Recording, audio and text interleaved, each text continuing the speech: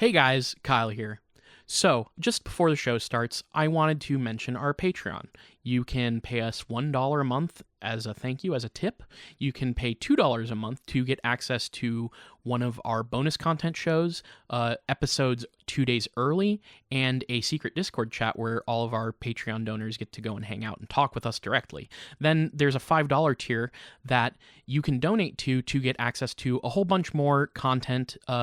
We have multiple bonus episodes on there, so please check it out. Patreon.com/itgetsweird. We don't advertise, we don't make money, so check it out and throw some money if you think that would be cool. Thanks.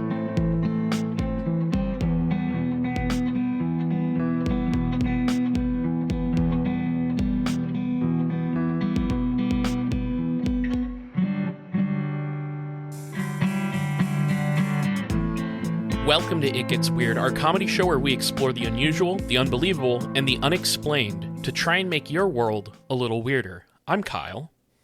And I'm Niall. And this weekend, unusual for us recording on a weekend.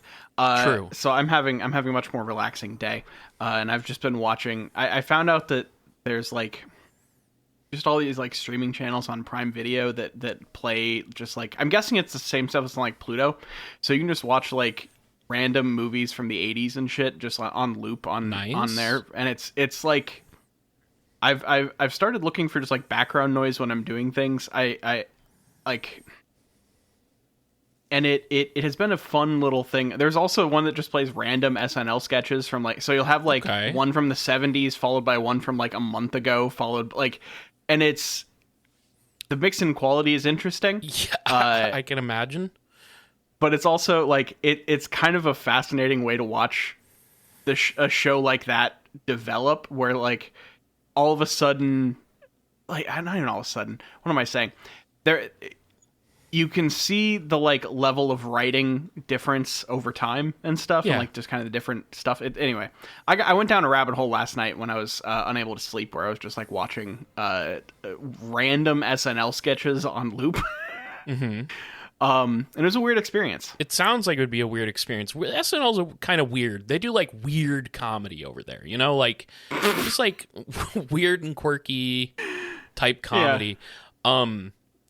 I don't keep up with SNL too much. I did, so I will say though, and me, Jules, we've had discussions about SNL. I think you are both more into the SNL stuff than I am, but Jules is into it. I like an occasional sketch nowadays. I like some of it. I watch maybe 2 episodes a year, but Jules and her mom like it a lot. Yeah. And I like Lonely Island stuff. This is all to say that I do kind of regularly check out those Please Don't Destroy guys, because I think they're actually pretty funny. We watched their movie a little bit ago. Oh, was it good? Yeah, it was pretty funny. It's not. I'm not going to go out and say that it's spectacular or must watch or anything.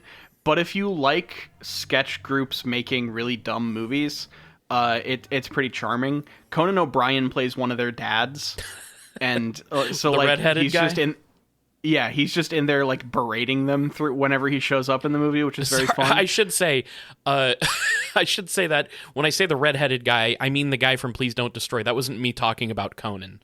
Yeah, long legs, red hair, Yeah. where he does a little dance. Now, to me, the thing about SNL that I'm most interested in these days, and this is more of a waiting game for me, but having Sarah Sherman, a.k.a. Sarah Squirm, who I love, on that show, it's to me just an incubation for her to become... To be able to do stuff that I feel like so many great people pass through SNL. So many super funny people go through SNL, and then later on they do their own things. And I'm just waiting for the Sarah Squirm show someday, that. Yeah, you want Sarah Squirm's Barry post post SNL. You want to see the thing that she does when she gets enough cachet to get a project. Yeah, I want her. I want her Detroiters or her I Think You Should Leave. That's what I'm waiting for. And it's so funny. Jules will occasionally send me her posts on Instagram because she knows that I love Sarah Squirm so much. So I guess this is just shouts out to Sarah Squirm. Listeners at home, go look up Sarah Squirm, look up her videos. You're gonna love it. If you love her stuff, you're gonna love this next bit. Guess who didn't have diarrhea from the mystery meat? That's right. I know people were concerned after last episode. Big update. Yeah. Huge update, actually, because between the time we recorded the first part and now this one, I not only didn't have diarrhea, I just farted a lot, and that's fine. I can handle that. But I also got to go see the Naked Gun. So it's been a huge update. I saw weapons. And you saw weapons. Hey, look. So basically, World of Weird this week, we're gonna have some movie talk. If you want to hear about some, I'm also probably gonna go see the Shin Godzilla re-release tomorrow. So there will be some discussion of Niall, modern film on World of Weird. You could not have. I mean, you took the words right out of my mouth. Patreon.com/itgetsweird. At the $5 tier, we have a show where we talk about whatever the hell we want, and a lot of the times that means movies. So we're definitely going to be talking about that stuff on that show, which is why you, the listener right now, listening to the main show, sorry, you're going to have this. This is paid content. We're not talking. I said I watched these movies. Now I watch these movies. I'm not telling you shit beyond that. You want to hear that? Yeah. You're gonna have to get that premium service. We'll give you the researched stuff for free, but just like us talking off the cuff about things we watch. Yeah, that's behind the paywall. That's behind the paywall. Well, Niall, launching into our episode today. So this is a follow up of the previous. Yeah, episode. We're hanging out with Reverend Jeffers. Yeah, Dr. Joseph Jeffers.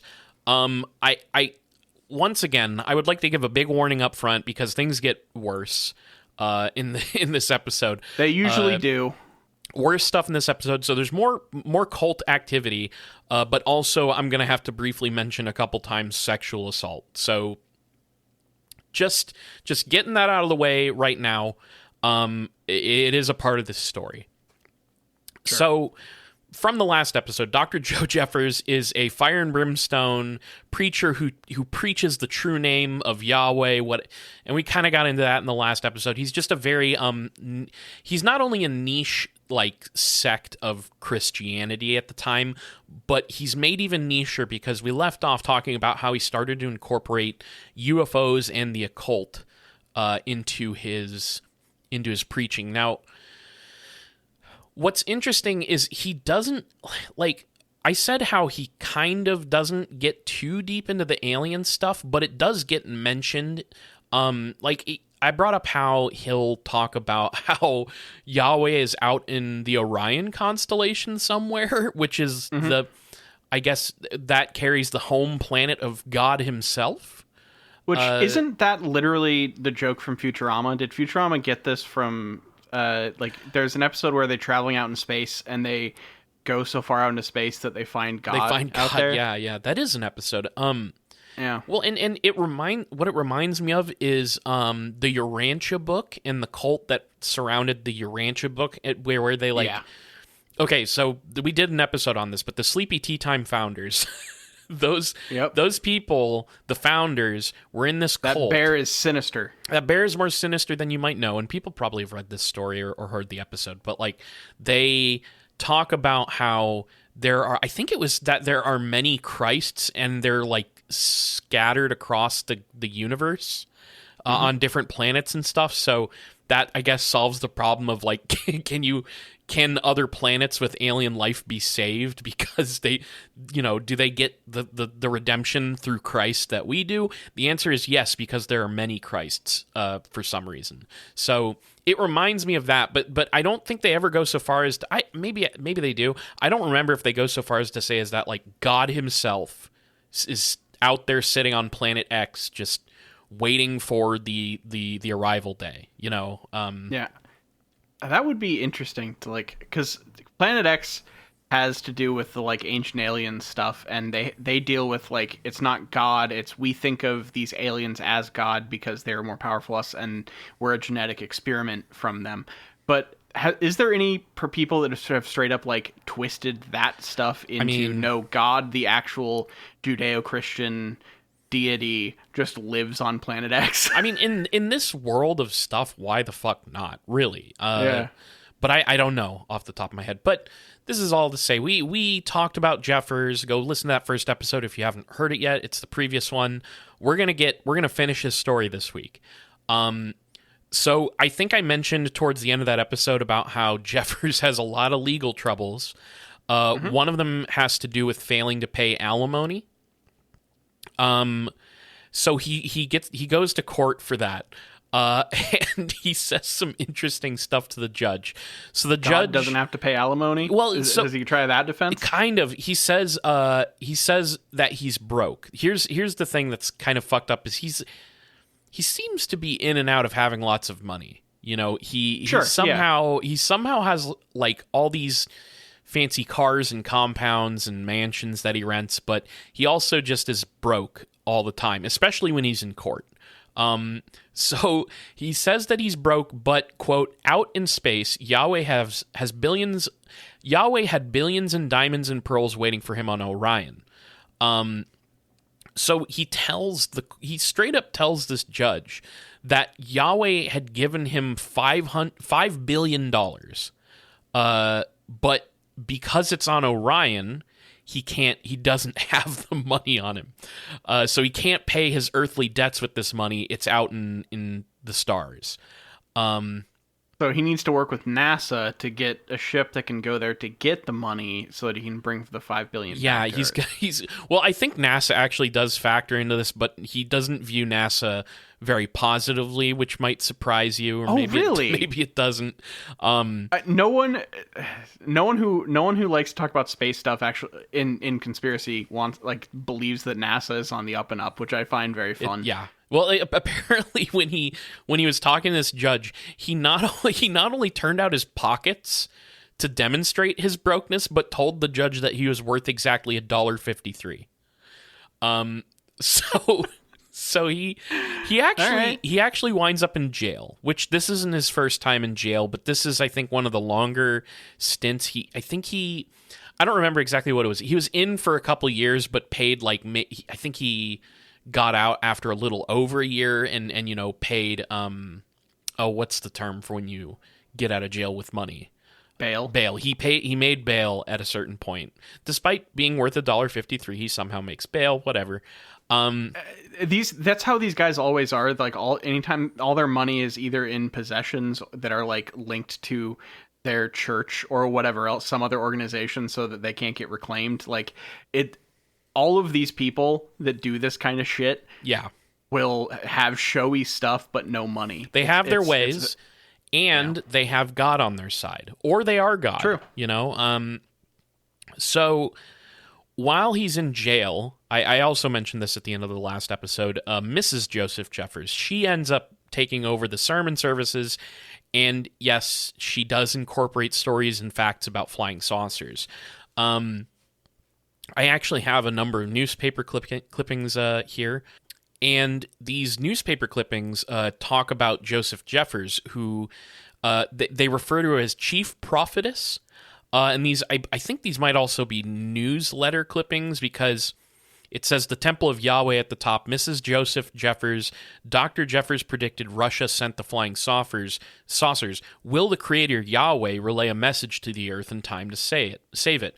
And again, they're at the this is still when they're in LA. Like I kind of bounced around a little bit here, but this is like right before they move out of LA, which I mentioned in the last episode. So they have this newsletter that they distribute called the Kingdom Voice, which would come out once a month. But beyond that, they also had self-published books and pamphlets that they would sell. And this is again where more of the weird beliefs start to kind of get sprinkled into the typical true name Yahweh stuff. So he starts getting a little weirder. What it feels like to me is a little bit of a read on the sign of the times, like where this is going. You also have to remember that this is the era of UFO and occult, religious, cult-like spiritualism. This is the time of Adamski. So George Adamski. This is not totally new, and it reads a little bit to me like Dr. Jeffers knows knows how to get the shtick going for the kinds of people that he's attracting, and is, on top of that, just a very enthralling speaker, I guess. So one of the things that he incorporates into these newsletters and some of these talks is stuff about lost continents, which is always great. So he claimed that Atlantis and Lemuria were both real places, of course. Sure. They were continents. They were extant at one point, but in a prehistoric flood, they had all sunk. And the reason that they sank was because the people who lived there turned their back on Yahweh. Yeah, they were so wicked that they got drowned into the earth. Sure. Yes. All right. But here's the thing, Niall. So when the second coming happens, these places would once again rise from beneath the oceans in an apocalyptic sort of scenario. That would just, when this happens, the continents will return to the surface, and they would destroy all the quote-unquote negative people on the world. And this would become the seventh age of mankind, and multiple suns would come to light the earth, and it would banish darkness and moonlight forever. I'm not sure that's actually a good thing. No, that's kind of what I was thinking. All the suns, daylight all the time. Like, I don't think that, like, I get metaphorically what that means to you. But if you actually think about that, that kind of sucks. Yeah. Yeah, I don't think that's honestly good. Would probably hurt. It probably would fuck over the ecosystems of Earth really badly. It would do more harm than good, I think. So, yeah. By 1952, this is when Jeffers finally makes it down to Phoenix. He's doing flying saucer religious cult stuff, but he runs into trouble in the mid-50s again.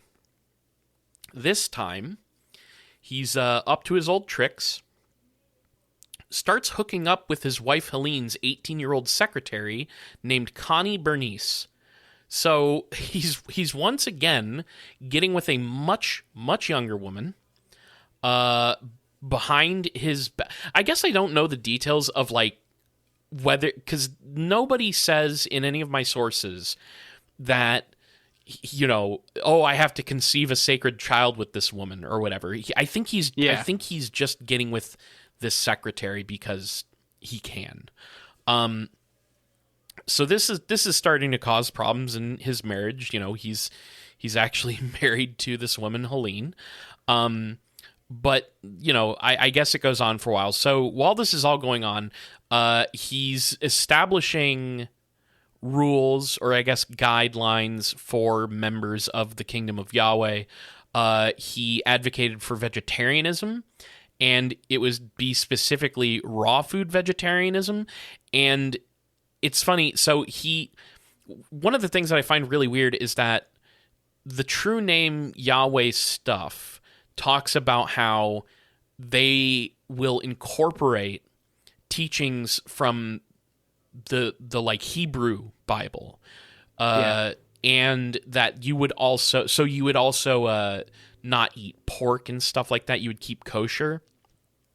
But he also says that he also contradicts the teachings of both Judaism and Christianity, because he says that when he's communicated with Yahweh, which, if you haven't listened to the first episode somehow, this guy is in direct communication with God Almighty. He's got a two-way radio in the back of his head. Yes, he does. Yah going out and way coming in, whatever the fuck that means. Well, I feel like that's a reference to the fact that in some interpretations of Yahweh, it is the sound. Yahweh is the word because it's the sound of breathing, with Yah being the inhale and Weh being the exhale. I see. Well, Yahweh never advocated for the sacrificing of animals, and also never advocates for the cooking of animals. So, because he's never received that information, you just go vegetarian and raw, which is, I mean, that's I guess for some people, but frankly, the main reason I don't think I could do that is because it just doesn't sound very tasty. It sounds kind of boring. Like, I've had great vegetarian food, but raw? I don't know. Yeah, What are you I do doing with like that? I do like cooked things. Yeah, usually. same. Now, Jeffers also would talk about how there's a hierarchy of creatures on Earth. There were certain animals that were considered spiritual, and that would be humans and horses. So if you visualize this as a pyramid, at the top of the pyramid, humans and horses are up there. And Okay. then other animals that are vile beasts would be at the bottom of the pyramid. That would be things like rats and scorpions, and those animals were created by negative thought. So we have rats and Interesting. scorpions because people have negative thought. I don't know if it feels a little adjacent to like negative energy, new age stuff. You know what I mean? Yeah, just for some reason added to the animal kingdom. Like, Yeah, yeah, I don't yeah. I don't fully get that I mean, one. I think really what it is here is just like this world is infested with sinners, and there are bad creatures that are the result of sinners' presence on the planet. Because when Yahweh comes to Earth, all the negative thought creatures will be wiped from it, as well as the sinners. So, another thing that he incorporated that I just it's so delicious. He very aggressively talked about past lives. He claimed that people had past lives, and you could reach into the Akashic records, and you could sort of review the past incarnations of people's souls. And what he did with this particular preaching is that he would do this for his followers upon receiving a $25 donation. I mean, honestly, that's pretty cheap. Yeah, like that's a bargain. pretty reasonable. The bargain bin Akashic record reading. I mean, who wouldn't pay for that? So but the thing is, because he has access to these Akashic records, and for people who don't know, by the way, we did an Akashic Records episode, I think in the first year of this show. The Akashic Records is like an eternal library of everything that has ever existed and ever will. That is sort of in another reality, basically. I mean, if you in a new age sense, I guess. Yeah. So Jeffers would say that he had a past life as well. He had past lives, and he would talk about how that, quote, his many lifetimes as a teacher on earth included Adam, Noah, Osiris, Joseph of Egypt, who also designed the Great Pyramid, Joshua, Solomon, Elijah, Hosea, Aristotle, the Persian Zoroaster, Apollo, Amenhotep II, the Great White Spirit of the Inca Indians, Quetzalcoatl of ancient Mexico, Eochaid the Heremon of Ireland, and Yehoshua, the Master of Justice of the Essenes of the Dead Sea. Interesting. Okay. So that was all him. When you're talking to Dr. Jeffers, you're also talking to Quetzalcoatl, the serpent, Yeah. the winged serpent. That's like a hell of a list. Like there are sometimes that you get, I don't even know how to describe this fully. There's sometimes in researching stuff like this where you get these lists where you can tell people were just like trying to pull a bunch of things. Like the one that I can think of is, I think it was the Exorcism of Annalise Michel. She was like filled with like 13 different demons or whatever, including Hitler. And it was like Satan and Hitler and like Mussolini or something. Yeah. And you're like, oh, okay, so you just like were trying to come up with who's evil in your brain and just jam it in there. Yeah, you went for this feels very similar. You went for the wiki page on evil. I mean, I was reading this list of names, and I just pictured him explaining this to a crowd of followers where he's just like, he's throwing his fist up in the air and going, Adam, the first human, and they're like, yeah, and he's like, Noah from the Great Flood, and they're like, yes, fuck yes, Joseph of Egypt, and they're like, we recognize the name, yeah, and then he's like, Quetzalcoatl, and they're like, yeah, I mean, yeah, okay, I guess. I think I've heard that one. I think I heard that word before. You gotta wonder, was he ever just like a farmer in a past life? Like, are there any times where he wasn't some person of significance? No, you will find that he has his followers do that kind of shit for him. Yeah, sure. So he's doing all this occultism and stuff on top of, talking occasionally about UFOs. He says a lot of the same stuff about UFOs over and over, which is that the Russians sent them and that it's going to lead to an apocalyptic war. So he's doing all this stuff, and then after some time, Helene divorces him because, again, he was hooking up with the the 18-year-old receptionist or whatever. And this is so Helene would then start to refer to herself as Dr. Helene Viborg, and she would actually she would get on the lecturing circuit on psychic phenomena. This is another thing that they were interested in, was ESP. I don't have a ton of details of what they thought about it, but it was a thing that would start to show up in their writing. But so when she split from him, she leaves and she ends up becoming this lecturer on that stuff, moves to Denver, Colorado, and has an office there. Now, in February of 1957, Helene is attacked by an unknown assailant, beaten and sexually assaulted in her office, and then 3 days later dies of her injuries. And this murder has never been solved. Fuck. So, and I mean, here's the thing though. This is not the only sexual assault and murder that you could point to Dr. Jeffers as being very close to. So then Dr. Jeffers, as you do, 18-year-old receptionist, he marries Connie. He spends a little time, like a couple years, dialing back the UFO stuff a little bit in his preaching.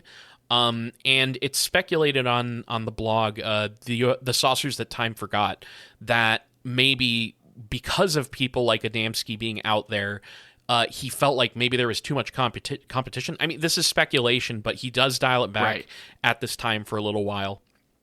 But at the same time, they also point out that like he believes himself or proclaims himself to be the reincarnated son of God. So how much does that really matter? If that, like, you don't have to always focus up. There's a lot of other important stuff going on. Yeah, like you've got a whole other thing that you can lean on. You don't need to try to take over the alien market too. No, not necessarily. But he gets back into it in 1957. I guess he couldn't stay away for too long. I have two little clippings here that I think must be like pamphlet snippets or maybe even newspaper snippets. Flying Saucers speaker's topic. It says, flying saucers will be the topic of Dr. Joseph Jeffers, writer, world lecturer, world traveler, and broadcaster. At the Colonial Room in the Hotel Westward, Dr. Jeffers will speak on, quote, the origin of flying saucers and on the possibility of life inside Earth.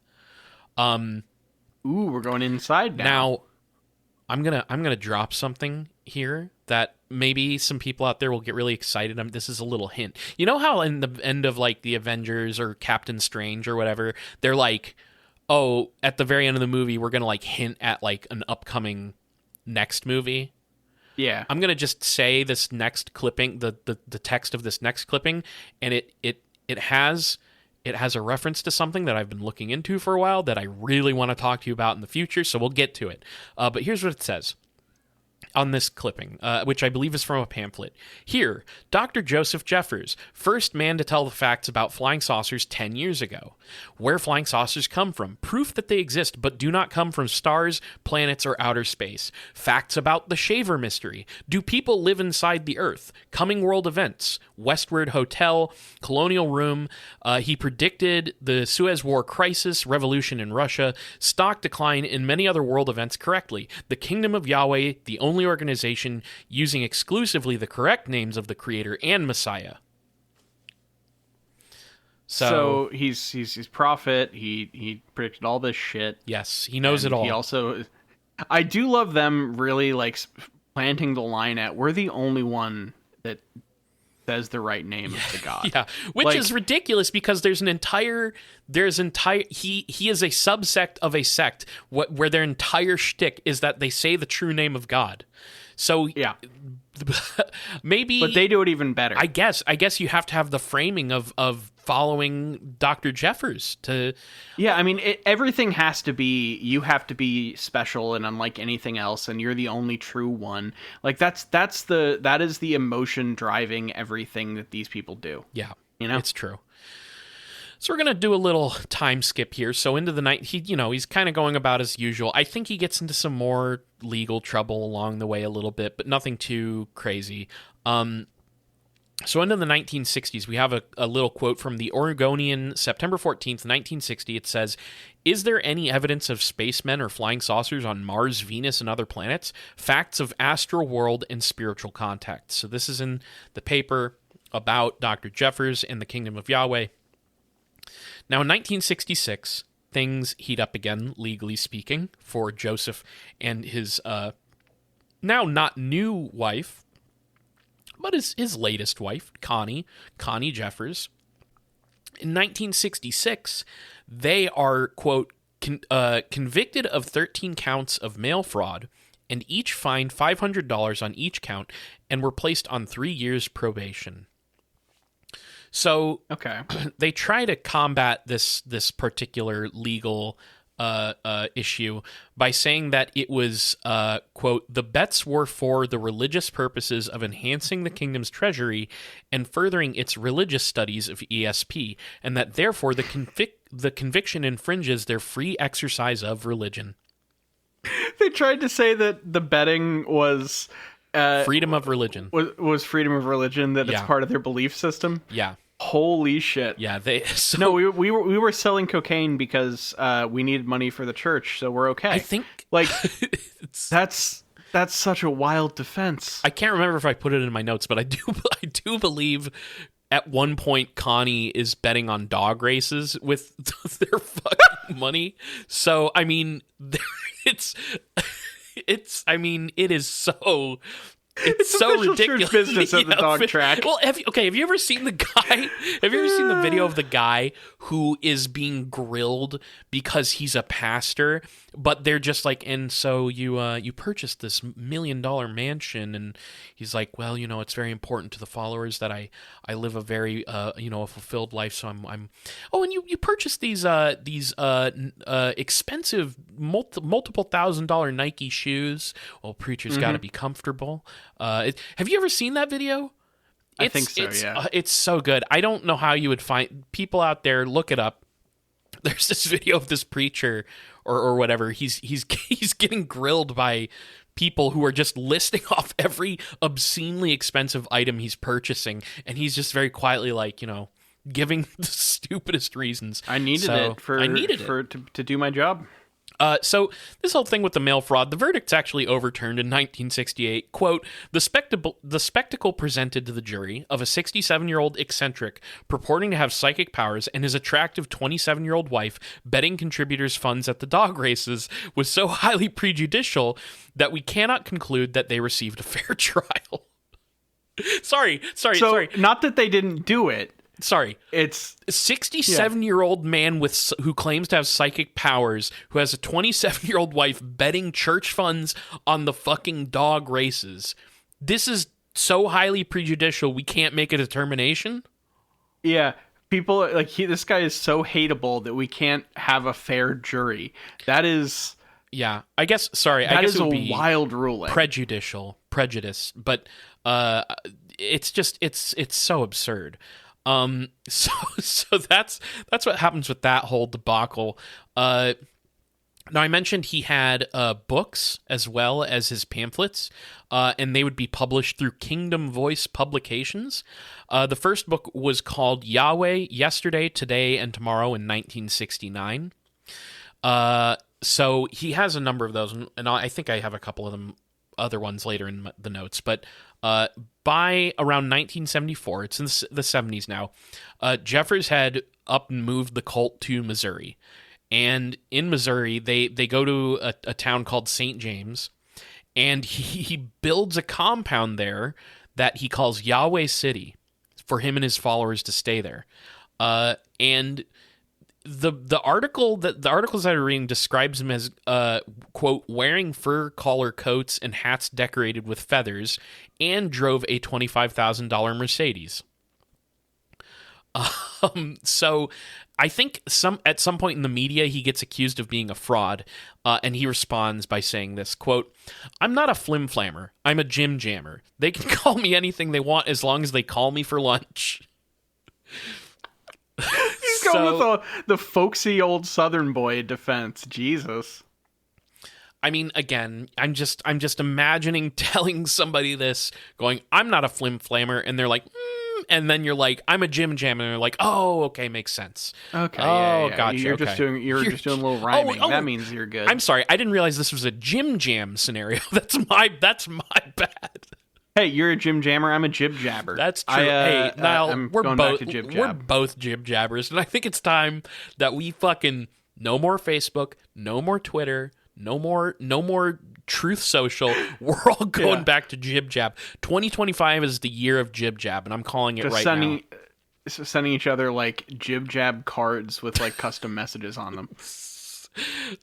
Shit. So I want President George W. Bush singing a shitty song and saying, "Hey Kyle, what's up? What are you doing next Thursday?" How is Jib Jab? I mean, is Jib Jab still? You know what? Hang on. There's an easy way to figure this out. Yeah, there's a way to kind of answer this question.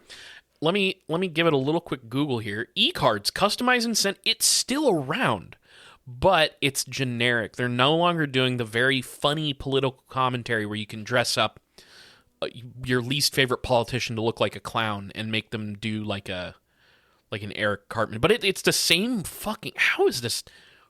Do people use this? I mean, somebody has to, right? Sorry, now I'm getting very distracted. Jib Jab e-cards. Yeah, this is one of the reasons we don't normally look these things up during the pod. I'm not saying I'm not putting you on blast here. I'm just saying we're both very easily distracted by weird internet bullshit, and it can totally derail an entire episode. Can I read a couple key things I'm seeing here to you? I would love just you for to. fun. Yeah. Introducing Jib Jab. First of all, you guys have been around for a very long time, so this is not my first introduction. You don't have to pretend like this is the first time we've met. Introducing Jib Jab, where the laughter never stops and the party is always popping. Get ready to unleash the zaniness and make your peeps double over in stitches with our knee-slapping e-cards that are as goofy as your Uncle Ned after one too many cups of coffee. Wow, putting Ned on blast. What the fuck? And also coffee, not like usually the joke is your drunk uncle, but not your coffee addict uncle. I don't have an Uncle Ned also, so that I don't either. Strike one, Jib Jab. God, I've got different things in my Jeep. it's so darn easy that we've heard rumors of pets sending our personalized greeting cards online. Who knew Fluffy was so funny? Look,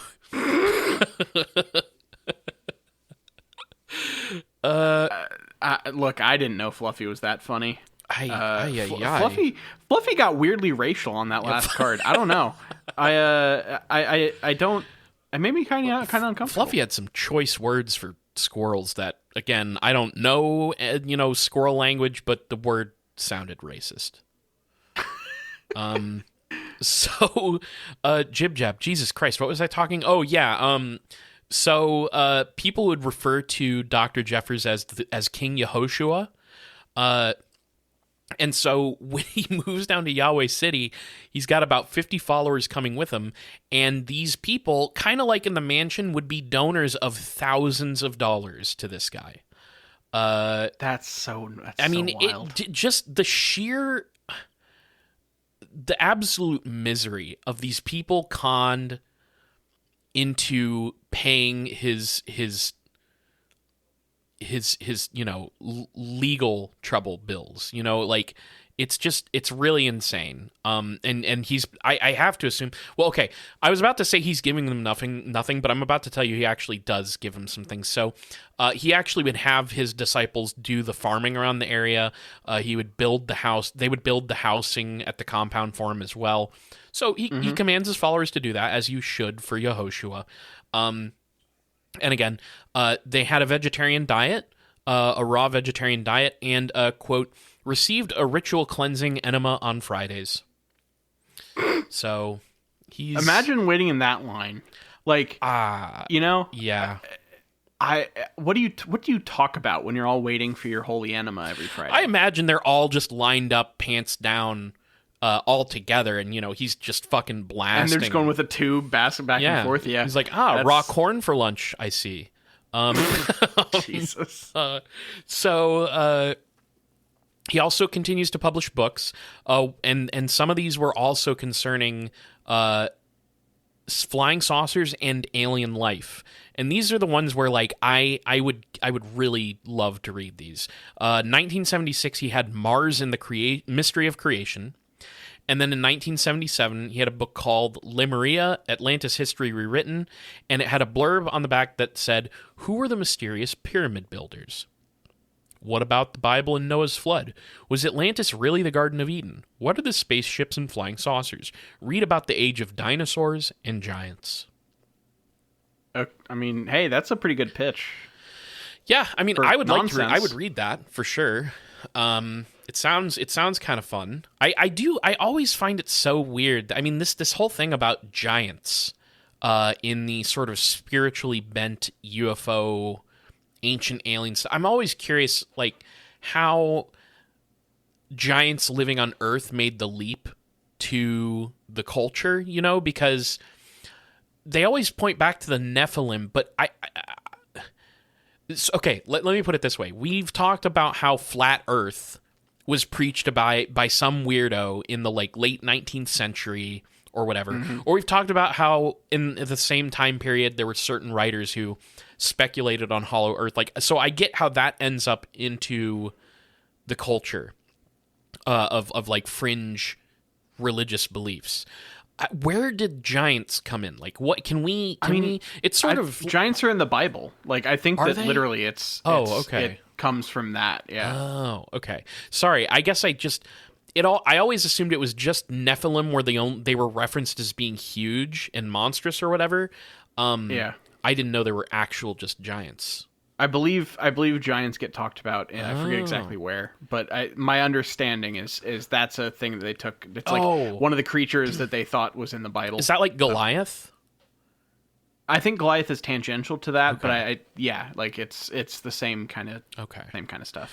So there's this weird little side quest where apparently in the mid 1960s, Jeffers had taken in this elderly, sickly heiress named Esther Wilson Price, who I guess, like, after she started talking to him, she saw an ad for one of his talks, and she started writing into him. She saw, and I think it was specifically Fate magazine that she saw his stuff in. So he had been talking with this woman, and again, old and sick and wealthy. And apparently in October of 1975, she came from the hospital she stayed at to live in a one-room apartment at Yahweh City. So he's getting it. He's trying to get in the will here. He does get in the will. Oh, good. He ends up with $200,000 of Esther's money. And it's very strange. I don't really. Again, this is another one of those little tangents where I wish I had more info, and I sort of assume there's more in a book somewhere that I just don't know about. Sure. But there is an article around 1977 on the Kingdom of Yahweh titled "Unusual Riches Gained by an Unusual oh my God, I can't talk today. Unusual Riches Gained by an Unusual Religion," written by John McGuire for the St. Louis Post-Dispatch.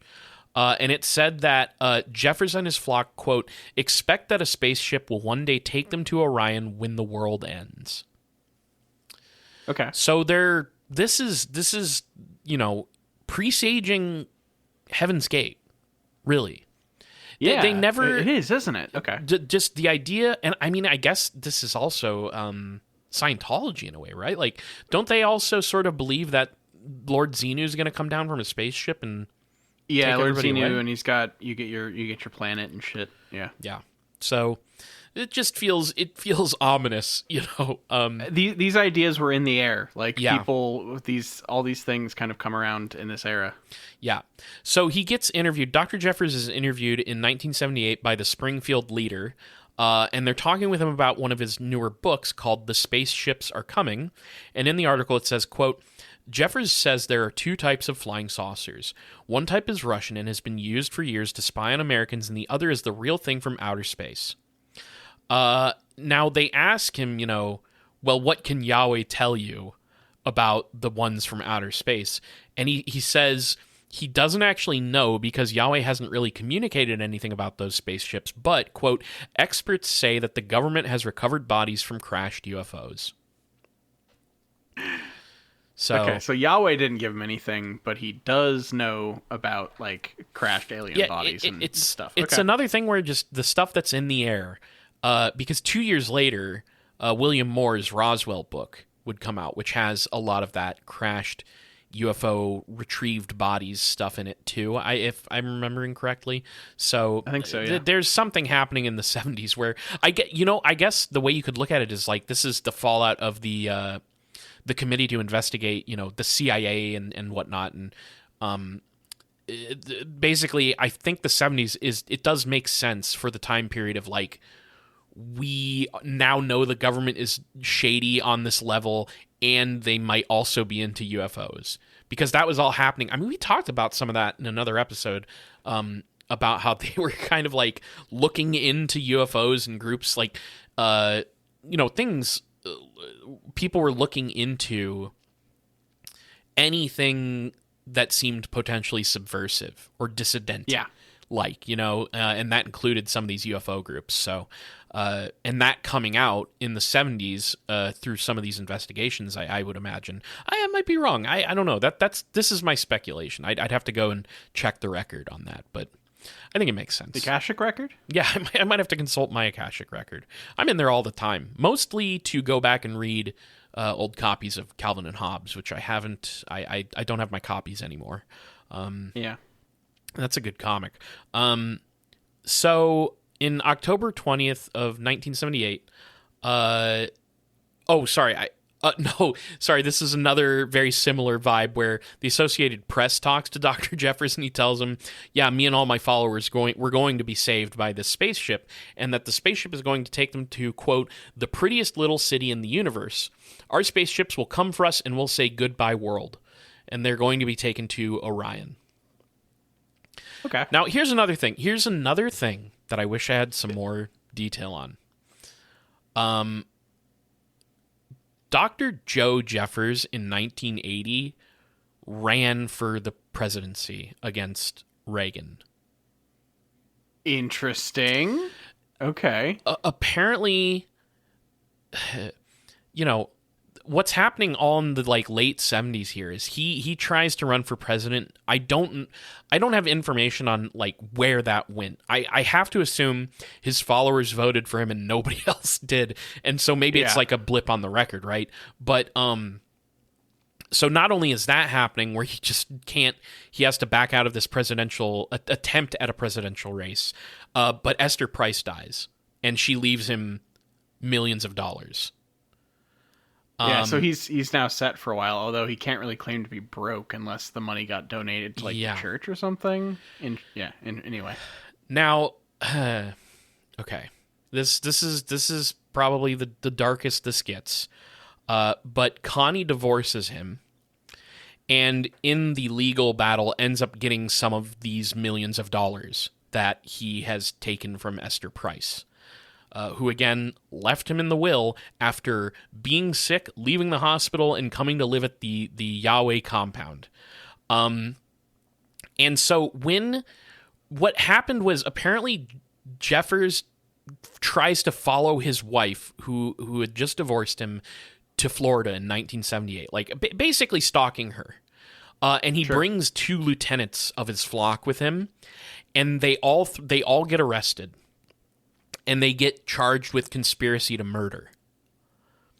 Okay. Now, I don't have more details on this. It's just a thing that is brought up in the stories about this guy.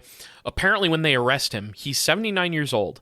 They also tack on a charge that accuses him of statutory rape of a 14-year-old girl at the Kingdom compound.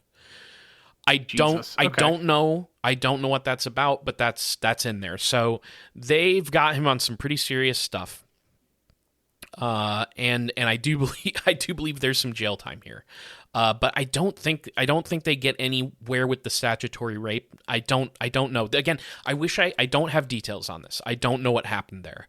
But here's the other aspect of this, and also like so many of these doomsday preacher types, the world didn't end, and it didn't end multiple times. Yeah. So with the legal troubles once again just following him around Missouri, where he has this compound, he just abandons it and he moves the cult again. And this time he purchases this $250,000 estate outside of San Benito, Texas. And he has another interview where he claims that he has foresight and visions of the future. And other things that these visions are providing him are knowledge about the Bermuda Triangle and life on Mars, which according to him had plant and insect life on it. Okay. So the article says, quote, Jeffers also contends that flying saucers are not out of this world. He says they fly all over the world, especially over America, and photograph all United States military bases, power plants, and secret hiding places. These flying saucers can outfly anything America has. I have another clip here. This clip's not so interesting. It's just him talking about, it's another ad for him being a speaker talking about all the same shit we established, but it does say lecture subjects will include pyramid power, Bigfoot, the Bermuda Triangle, Atlantis, and the significance of the name Yahweh. Okay. Which one are you signing up for? I want to know more about this one particular bit here, because there's another interview for the Gold Leaf Farmer in 1981 where they talk about this stuff, where he talks about Atlantis and the pyramids and the Bermuda Triangle, but it also says, quote, Bigfoot is the result of a genetic experiment by Atlanteans, according to Jeffers. So this is a fresh new take for me, that Bigfoot's existence is owed to experimentation by the people of Atlantis. That is, I feel like great. I feel like Bigfoot coming from Atlantis. I don't know if it was part of the genetic stuff that you're talking about, but that stuff is tied up a bit with the whole like they live in Mount Shasta stuff. Oh, sure, yeah, I could see that. That would make sense, because Mount Shasta, that's out in California, right? Yeah, and that is tied. People think the Mount Shasta stuff is tied to like the either Atlantis or Lemuria. I forget which one. And don't they do sacred geometry shit to the Mount Shasta about how like its shape is perfected or whatever? Am I misremembering that? I'm sure they do. I don't know. So his fixation on the pyramids also would track if he somehow picked up these ideas in the area. I mean, I think a lot about how you can sort of track these ideas from pre-internet times and how people may have found them because of people handing out pamphlets or selling books and like local books, winding up in certain places. It's just, it's interesting to me, because I bet you could, if you could somehow just know all the different books he's owned or magazines and newspapers, you would find, trails leading back to certain subjects that he would then be like, oh, this is good for my sermon. Yeah. So he has another you gotta book. Find his sources. Yeah. He has another book in 1983 called Bermuda Triangle and Pyramids. So I guess he gets really into that. I have another clip here that I think is from a pamphlet. Or it's either from, no, I think this actually is a newspaper clip. I should have noted that. I apologize. But it says, War with Russia, win. Learn why this is the end of the age. Armageddon has begun. UFOs and spaceships exist. Where? Secrets of the Great Pyramid of Giza and Bermuda Triangle revealed. World predictions for next 2 years. Dr. Joseph Jeffers, world-famous prophet and author, has given more fulfilled predictions since 1920 than any other person, and his ambassadors, Dr. Salome Falan, Dr. Charlene Evans, and Dr. Philip B. Evans will speak. Free public lecture. Books on prophecy and occult subjects available, some free literature, questions answered. Now, another really interesting little thing happens here. One of the associates at the Kingdom of Yahweh is a man named Robert Grader. And this guy sends out an announcement to the Kingdom of Yahweh that says, quote, Russia will use her flying saucers to detonate atomic bombs on the U.S., possibly on December 25th, 1984. So this goes out from this guy, Robert Grader, who presumably is getting it from Jeffers himself. Again, this does not come to pass. And so there's another piece in the pamphlet that says that here's how we will get saved from the oncoming apocalyptic war. It says, quote, Yahweh left his headquarters on Orion by spaceship. He will land on a high mountain near Phoenix, Arizona. He will pick up his son, Dr. Joseph Yehoshua Jeffers. So, more apocalyptic visions. What's really crazy is that there are these documents that were found a number of years ago, and they were posted on a subreddit called r/weird. And the post was titled, My Late Grandpa's Dad Was a Chairman for a Cult. And so in these pictures on this Reddit post that you can find right now are these documents written by Robert R. Grader, Chairman, National Committee, the Kingdom of Yahweh. Wow. Okay. So some kid, I don't know if they were a kid, some descendant of this guy has these documents. They're old, they're gross looking, and they're ridiculous. So it's an open letter. It says news release. To we the people of the United States of America, subject, Joseph the Savior is here today. Planet Earth, Galaxy 1, Universe 1.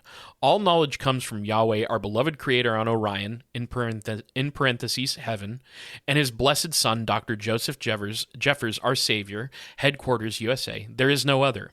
Born in state of Alabama, it talks a little bit about him, stuff we already know.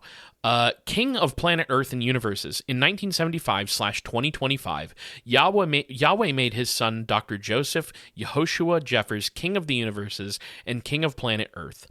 How are the people to be saved? Yahweh left his headquarters on Orion spaceship. This is what I talked about already.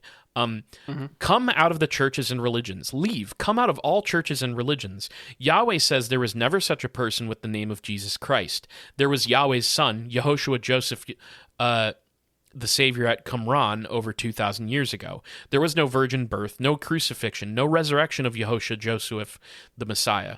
The wrong man was crucified. I was there. I handed out literature. It goes on to say, wow. Joseph discovered America. Joseph, the Savior, traveled many lands. What is now called Central America, he visited and was known as Quetzalcoatl in North America. He was called the Great White Spirit by the Indian nations. Then he traveled to Japan.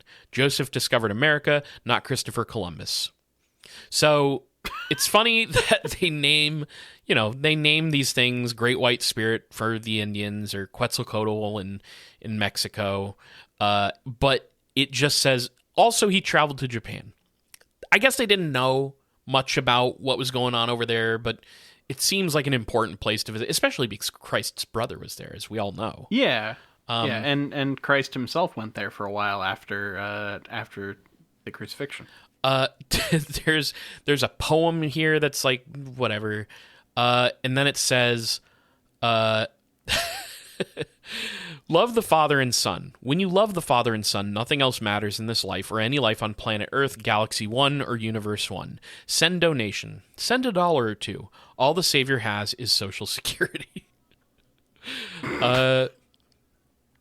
They also detail in this document the whole thing about the UFOs being driven by Soviets and filled with these bombs full of poison, and it talks about how, like, after they drop the nukes, they're going to drop these poison bombs that would just, I guess, mass kill people. So it gets into those details. There's a couple extra things here that I, elaborate on that. So, like, it says, Russia started the counterfeit country of Israel in the United Nations under the world government, headed by Lucifer, parentheses, Nebuchadnezzar, Nimrod, Zeus, Joseph Stalin. Yet again, they went to the list of people. Although, Nebuchadnezzar, yeah, I don't know. That's a weird list. Okay. It says Russia has secret agreements with England, Canada, Mexico, Japan, China, India, Cuba, Panama, Nicaragua, Syria, Iraq, Puerto Rico, etc. All of whom will go in with Russia when she invades the United States of America. They use the flying saucers to photograph our military bases, missile bases, defense plants, utilities, radio and TV stations, etc., etc. and they're going to drop germs over our cities and nerve gas in the Midwest, where thousands of sheep were destroyed prior to invasion. Russia will use her flying saucers, aircraft, ships, and submarines to detonate plastic poison gas, baseball-sized atomic bombs by a radio signal. And then it finishes up by saying, get out, leave the states along the Pacific Ocean, along the Atlantic Ocean, and the states along the Gulf of Mexico. Each of these bombs will destroy everything within a 200-mile area. Migrate to the north-central states, especially the state of Iowa. Each person should store up a 3-year supply of water, food, and clothing. Okay, so you gotta get your doomsday prepped and go to Iowa. Yeah, go to Iowa. That's the place to go, apparently. I mean, there's a lot more here. I recommend if you just look up if you look this up, you can find this. If you just look up the post titled, My Late Grandpa's Dad Was a Chairman for a Cult Reddit, you'll find this. But I did want to mention one other thing from this document. Because they're talking a lot about atomic bombs being dropped on the United States and how to survive that and how to survive the ensuing earthquakes and blah, blah, blah. Washington State's going to go underwater. New York's going to be a bottomless pit. It says here, a formula, Yahweh's formula for radiation sickness. So, if you're out there listening and you need to know if you get radiation poisoning, here's how you cure it. Yahweh's formula is 1 jigger of 100 proof rye whiskey, 1 jigger of wheat germ, 1 jigger of alfalfa tea. If it has chemicals on it, leave out of mixture. Mix and take internally. 1 jigger of pure olive oil. Each person must take an external internal bath, in parentheses, enema. If they do not, the radiation formulas will not do any good. Also, the people are to change their diet. Abolish all meat eating except corn-fed chicken and turkey, and clean fish with scales may be substituted. Eat all raw vegetables. Interesting. Okay. So we come now to the last lecture, the last public lecture of Dr. Joe Jeffers. This is early 1986. He would continue to write for that newsletter for the Kingdom of Yahweh after this, but he has one more lecture, and the advertisement says, "Lecturer says Yahweh coming in spaceship." The creator's name. This is by Argus Leader. Oh, sorry. This is the what the fuck? I didn't write down the newspaper name. It's old. Who gives a shit? This is by Bruce Conley for Argus Leader, I guess. It says, the creator's name is Yahweh, and he'll soon return to Earth in a spaceship, says a lecturer speaking tonight in Sioux Falls. We received messages from the other side that Yahweh's spaceship is 5 miles long and a mile wide, says Carl Herman, an ambassador for Yahweh's New Kingdom Incorporated, based in Prescott, Arizona. Its vibrations are so powerful it could empty the oceans if it's not maneuvered properly. Herman will speak at 7:30 tonight at the Howard Johnson, 3300 West Russell Street. Yahweh is a Hebrew name for God used in the Old Testament of the Bible. It goes on to explain... he's meaning at the Hojos. Yes. Tonight's lecture is free, but it's a message that lacks merit, according to critics who say Christ's return is nothing to trifle with. If he would be coming by spaceship, I think it would have been written, said Jeff Sauer, director for the KJIA Christian rock radio station. They're either adding to or denying scripture. The Reverend Kent Millard, senior pastor of First United Methodist Church, said, in Acts, where the apostles asked Jesus if the end of the world was coming then, his response essentially was that it was none of their business. How or when is not our business. Our business is to be faithful witnesses to the world. Yahweh's Kingdom Incorporated was founded by Joseph Jeffers, who, by the way, died age 88. July 11th, 1988, a month away from his 89th birthday. Now, here's the thing. The people, his followers, continued after his death. These followers would also lecture in his stead. So all of the shit that this guy preached about, everything that he said, he has a legacy. This guy who probably sexually assaulted and murdered multiple women and a child, apparently. His word is the word of God for this. They still exist. The They're called Yahweh's New Kingdom now, but it's the same stuff. They had a website. The website's down, but I looked it up. And it's, it's got all this. It's a very shitty basic website. Get your free book, Yahweh, Yesterday, Today, and Forever by Dr. Joseph Jeffers. So they're still teaching the same stuff that he was preaching all those years ago. Okay. And I looked it up. I looked it up, and you can find like documentation for their existence. Their website's no longer around, but the documentation for them being around is still there. So they're not like massive to this. It's not like they're like flourishing in 2025. But apparently you can find lots and lots. Like they would be passing out lots of booklets and pamphlets and stuff still. And a couple of the examples of titles that you could find on these pamphlets were things like Scriptural Proofs of Reincarnation and Onward Christian Cannibals and What Yahweh Thinks of Christmas. Onward Christian Cannibals sounds like a grindcore album. It has the kind of like sacrilegious tone of something like that. Yeah. So on Michael Marinacci's blog post, which is one of my sources, I talked about my sources in the first episode, but it was The Saucers That Time Forgot, and then another blog called Califia's Children. And in the blog post on Califia's Children, there's an interesting post that I like that said this, quote, people appear to be so hungry for truth. That's capital T, truth. They will eat garbage and ignore Jesus Christ, the way, the truth, and the life. With Yeshua, you will never be forced to defend charges of scandal. By the way, do you have any idea of the cost of rejecting our Creator? The cost? Yeah, it's apparently millions of dollars. Okay. I'm assuming it's millions of dollars, given what Dr. Jeffers, the true name of God, went through. Yeah, considering he was given millions of dollars by an heiress who died and then was completely broke. Yeah, years later. Yeah, him having to pay legal fees in the millions is let's say it's his own personal crucifixion. Yeah.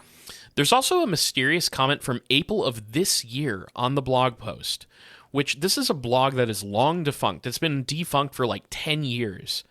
But this comment says they're basically explaining the names of Dr. Jeffers' children with his various wives. They list all these names and say, you don't mention this, but here they are.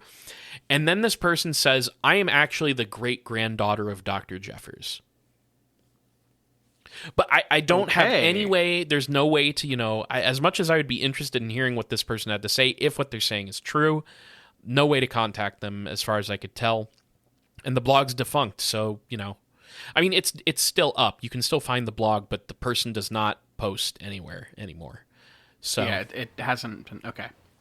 So that's the last post was about, family tree. Okay. What a weird fucking story. Really insane. This guy went from like causing brawls in his tent preaching to like a UFO cult by the end of his life. That's and a complete monster. Just a total monster. And he, there's such a, you can kind of just by reading the stories and what they say, get a flavor of what people believe. I personally always looked at Adamski, for instance, and thought I think he does on some level believe this stuff. I don't know whether I believe that Dr. Jeffers, Joe Jeffers, I'm just going to call him Joe. I don't know if Joe actually believed in the flying saucers. I do think he had a God complex because he has this whole thing where he can get away with doing and saying fucking anything he wants.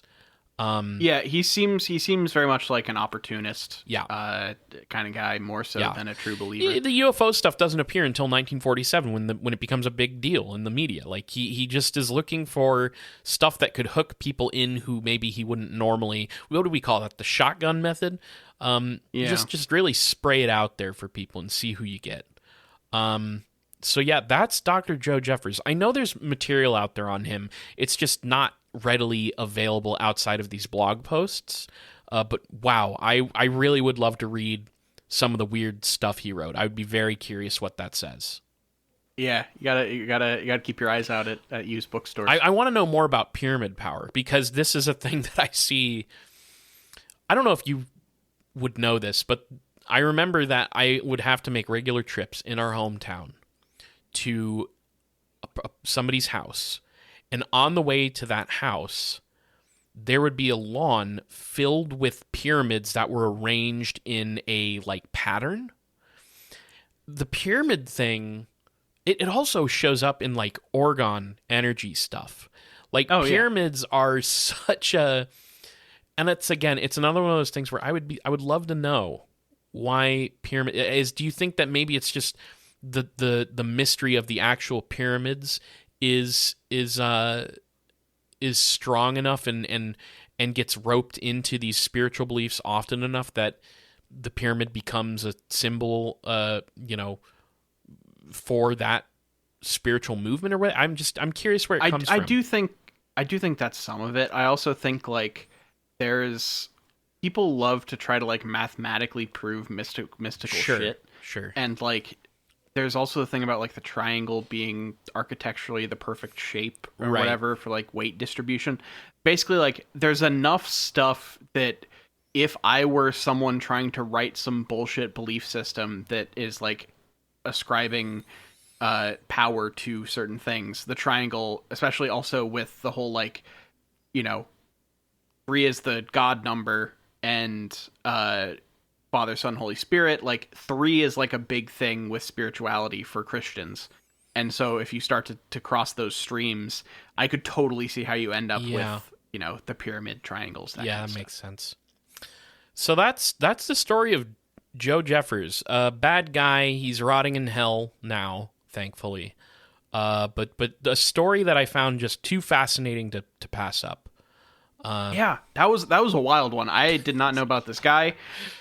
He seems like an absolute monster, Yes. and also a total lunatic. So yeah. So with all that being said, Niall, would you like to do a big question with me? I would love to. Okay. If you knew that you could ritually manifest any one thing you wanted by taking an enema once a week for the rest of your life, what would that thing be, and why would it be worth the enema to you? I mean, like it's not fun. The answer, the first answer that comes to mind isn't fun. Like doing it for money, but then you're basically just getting paid to take an enema, which like is kind of a weird thing. But like manifesting like big wads of cash is what you're saying? Like because like you don't have to work if your work is just thinking about money while getting an enema once a week. That's like there's a lot of time for other things then, Okay. I do respect this answer because like once a week you're getting an enema, but you're also getting paid enough to like own a house and like live comfortably. I can understand that goal. I'm going to try and take that another level further, okay? Sure. I'm going to do the weekly enema ritual. Yeah, go ahead. To manifest the ability to astral project through all of space and time. Okay. That way, I can do some, Biff type shit, Back to the Future 2. I'll know a winning number.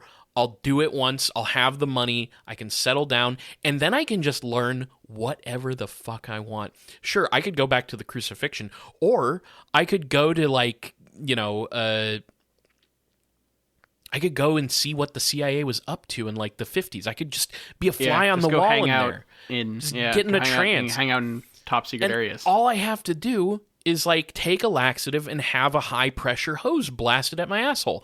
That's not a big deal to me. So it solves the money thing, and I get like world knowledge that I desperately want. And that is pretty good. That's my idea, I think. But I think that you kind of one-upped what I was going to say. So I'm going to go in an entirely different direction just because I had this thought and it made me laugh out loud. And also because you have to win. Well, I don't know. We'll see if you consider this winning. I'm just kidding. My idea is that I'm gonna every week it's gonna be on kind of like a gacha system. The enema? every time I get an enema, I get a random Godzilla figure of like across the entire all product lines, all sizes, all costs, whatever. And so I just get a random toy every week after I get my butt blasted. I think that's like that like the like gashapon nature of this really made me laugh. So I'm this is my new answer. Picture this. You're at home. It's Friday. That's your enema day. Yeah. Guests are coming over for a dinner party. And Jules says to everybody, hold on 1 second. It's time for Niall's Happy Meal. And they just fucking... You just drop trow in front of the crowd and they just blast you. And then, boop, Gigon, right in the palm of your hand. Yeah. Yeah, like a nice, like... And then you're like, oh, fuck, I already have this Gigon. an SH Figure Arts like Gigan. Okay, yeah, like, yeah. I think that'd be fantastic. SH Figure Arts. See, I was picturing McDonald's level, but saying it's an SH Figure Arts, I think actually. Well, no. I mean, here's the thing. Some weeks it's going to be like a finger puppet. Sure. Like this is the fun of it, is that some weeks it's going to be a $5,000 figure. Some weeks it's going to be something that you get out of like a coin operated vending machine. And I think that is there's a sense of whimsy to that. There is a sense of whimsy, and it could technically solve the money problem after a while, because you could start accumulating expensive figures, and then it's like, oh shit, I already have this $300 big Godzilla. I'm going to sell that one for $175 on eBay or whatever. So long term, it could also help with money troubles. I also have to admit that while my power is awesome, I do think it would raise suspicions by government agencies that would result in me getting experimented on. And then, you know, the fucking CIA is holding a concussion gun to my head and trying to get me to, remote view the crucifixion or whatever. Meanwhile, I just have to buy shelves every once in a while. Yeah, that's true. But mine would make money faster. Let's be honest. Yeah. For the sure. Fucking Powerball. Totally. Nailing that in one. Power blast the Powerball. Yeah. Yeah. Hopefully they miss the ball and just hit the target. That would be preferable, I think. Yeah. Anyways, yeah, they did enemas. They did weekly fucking enemas on a raw vegetarian diet. I mean, Jesus Christ. Yeah, how much do you actually need to get cleaned out with that? Yeah, that's true. You're not eating red meat. You're not I just don't understand. What in your spiritual teachings? It's like when people looked to religious texts to decide, I need to drink my own urine all the time. What did you see in there that made you go, I really, really got to just be cleaned out? It really feels like these people were... There are certain things like this where you realize that it's not someone reading a Bible passage and being, oh, this means that we should do this. It's someone looking through the Bible, looking for anything that would justify the thing they want to do anyway. And so I think that someone involved in this, whether it was Jeffers or whoever, really just goes into the concept of enemas, whether it was sexual or not. And because of that, it became a core tenet of their belief system. That's true. That's very true. Well, now, I had fun with this. Yeah. I realized it got a little dark there. I tried to just, move past it, but it's such a crazy story. So thank you for joining me on this one. And thank you, dear listener, for following with us on this one as well. You ready to take care of some business? Yeah, so if you want to follow us on social media, we're on Twitter at IGW Podcast. You can follow us on Facebook.com/ItGetsWeirdPodcast. And if you listen to podcasts, look up wherever you find your podcasts, and we're almost certainly there. You can follow us on Blue Sky at It Gets Weird. Check us out there. You can follow me on twitch.tv/ItGetsWeird, where I'm currently doing a stream series with friend of the show, Colin, playing Pokemon Fire Red Nuzlocke. Email us, itgetsweirdpodcast@gmail.com. Podcast email question of the week. What's your enema wish? Go ahead and let us know. Yeah. But yeah, send us a story. Send us a cool thing through the email. As you know, we'll read it on the show if it's good. Just let us know how we should address you, and you might get your email read on the show. It might be fun. So check it out. But if you really want to support us, if you want to hear our conversations about weapons and the naked gun, go ahead and check out patreon.com/itgetsweird. The $1 tier, that is a tip tier. That's just you saying, hey, thanks for doing what you do. Here's $1. But if you want bonus content, the $2 tier and the $5 tier are where it's at. $2 tier, you get It Gets Weird TV, where Niall and I are talking about weird television right now, watching X-Files Season 3, having a great time with it. Maybe the best season of the X-Files, so it's a great time to get on the Patreon for that. and that comes out every other week. And then at the $5 tier, in the off weeks of It Gets Weird TV, we have World of Weird. That's where the discussion is going to be about movies and all kinds of stuff like that. We talk about whatever the hell we want, even sometimes miscellaneous stuff related to the main show. So check it out. It's a great show. We have a lot of fun, and that's at the $5 tier. Now, whether you donate to the $2 tier or the $5 tier, you get the Patreon episode, you get the main feed episodes 2 days early on Friday instead of Sunday on your own private Patreon feed, which I'm looking into how to set that up for Spotify. We had a request from a listener ask to get that on Spotify, so you can just plug your Patreon feed into Spotify, and I'm going to get that set up for y'all, so check it out. You're also going to get access to the Discord where we're hanging out with listeners just like you. People chat with us directly there. It's a great time. I recently actually told a really wild story that we had a good discussion around on there. I'll say this. Yep. I've said it before and I'll say it again. Our listeners are very funny, very entertaining people to talk to. So if you want to join us there, check out patreon.com/itgetsweird. But if you can't donate, please tell your friends, tell your enemies, tell your congressman all about It Gets Weird podcast. All right. Thank you all for listening. Thank you for continuing to support the show. This has been It Gets Weird, and I've been Niall. And I'm Kyle, signing out.